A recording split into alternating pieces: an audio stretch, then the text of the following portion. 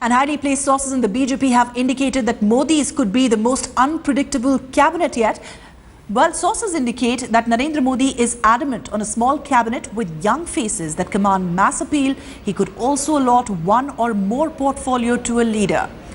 Rajnath Singh has expressed his desire to acquire one among the top 4 portfolios, but there have been some negative feelers sent by the RSS, and Rajnath Singh is believed to have now said that if he doesn't get what he's asked for, he would want to continue as the party president. Interestingly, Murli Manohar Joshi's political fate is still hanging by a thread. And in fact, let's take a look now at Narendra Modi's day plan for the D-Day tomorrow. As the counting will progress, Narendra Modi will be in Gandhinagar. Depending on results, he's then scheduled to address a public rally in Vadodara between 3 to 4 tomorrow evening. Remember, that's the other seat he's contesting from. He'll soon be back in Gandhinagar after that and will address another public rally at 5 in the evening in Ahmedabad. He's unlikely to go to Delhi unless some major upset takes place or there is a call from the Sangh top brass. And on the morning of the 17th, Narendra Modi will be leaving for Delhi at 10 in the morning from Gandhinagar. The BJP has planned an elaborate roadshow from the airport to the party headquarters. Narendra Modi will be heading for the all-important BJP Parliamentary Board meeting and is likely to leave for Varanasi at about 3 p.m. Remember, that's the other key constituency that's been in the focus all this while in the election, from where Narendra Modi is taking on Arvind Kejriwal. All this, however, depends on how the numbers actually turn out for the BJP. Let me quickly now go across to Headlines Today's Brijesh Pandey, who's joining us live. Brijesh, I want to focus on the marathon meeting that took place today between Rajnath Singh, the party chief, and the RSS top brass. Interestingly, Amit Shah's presence there is something that has been reported on. Just take us through some of the key issues that were picked up and discussed threadbare between the Sangh Parivar and the BJP.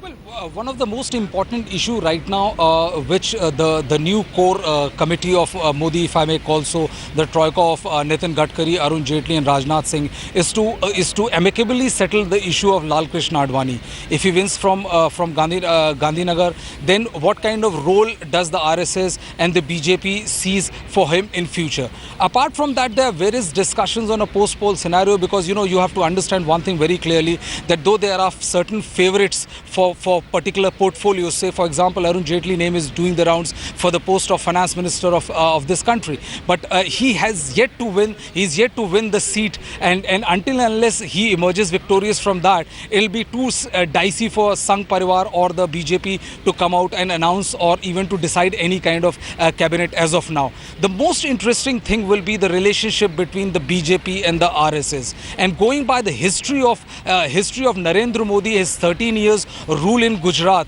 one thing is crystal clear, that unlike in the past, the RSS may not be able to exercise that kind of clout, because Narendra Modi has clearly indicated that he would not like to have 2 power centers running the government.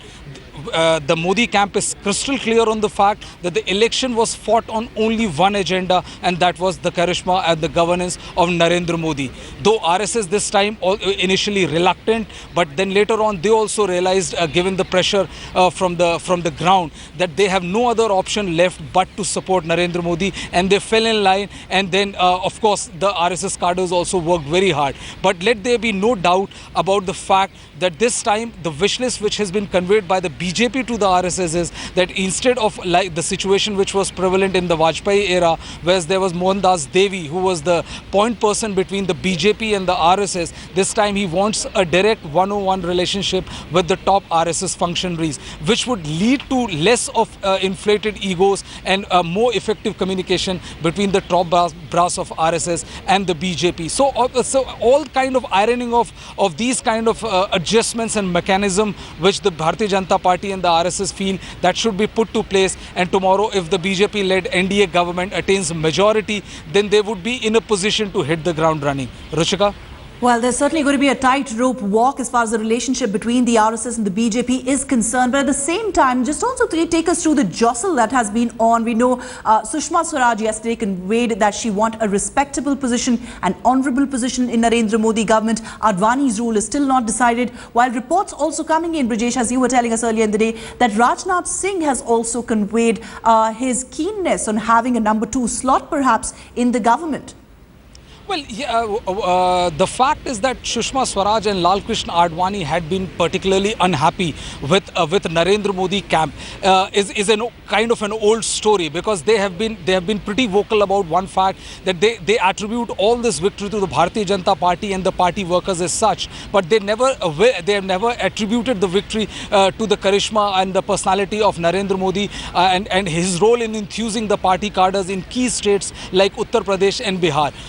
And once the inevitable is the writing is on the wall, with the exit polls clearly showing that the BJP-led NDA is going to form government, Sushma Swaraj has kind of indicated her willingness to join the government, but only if her seniority is taken care of. The same is the case with Rajnath Singh, who was initially reluctant, then decided to throw his lot behind Narendra Modi and has emerged as one of his key aide during the election. So of course he would be looking for a suitable reward which kind of adjusts his seniority within the team. So they would be eyeing for that, but I personally think that even if Rajnath Singh is not accommodated in the cabinet, the post of the BJP president, a party which is running the government, would also not be a lesser weight. Ruchika? Absolutely. Well, some of these differences, of course, need to be ironed out, and the BJP already working in the right earnest. Thank you very much, Brajesh, for joining us with that comprehensive update.